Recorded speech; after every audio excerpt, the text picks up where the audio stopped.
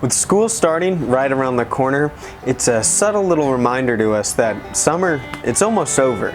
But hey, don't worry, because after summer comes fall. And if there's one thing that fall is great for, it's camping. So I'm here to tell you a bunch of camping essentials and share a couple little tips and tricks of my own. So here we are at our campsite. This is Carter. Wave to everybody, Carter. So first, probably the most important thing is you're going to need a place to sleep.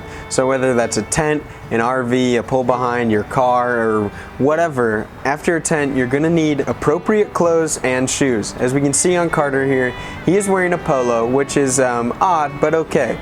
It's short sleeve, it's breathable, and he's got on shorts. Jorts to be precise. You're going to want to pack for the weather that you're expecting and the weather that could just happen.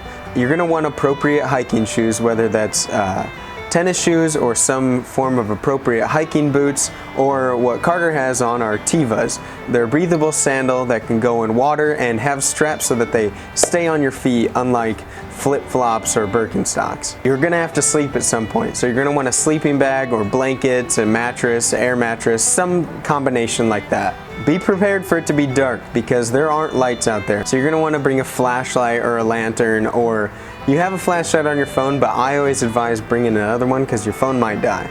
You can throw that stuff in the next item, a backpack. And in that backpack, you're gonna want some sunscreen and bug spray. Big emphasis on the bug spray. Might wanna bring a knife and some rope just to be prepared for anything. If you got a hammock, I definitely recommend bringing that. A whistle can be very useful in case you fall or get into trouble while hiking so that people can hear you calling for help. Then bring water, snacks, and a map, and a compass if you have one. And the last two things, I recommend bringing some games, some board games or yard games just to play and pass the time, and bring some wood and stuff to cook on the fire, you know, s'mores and things like that. And if you're gonna bring wood, make sure it follows the regulations of the campground or wherever you're staying.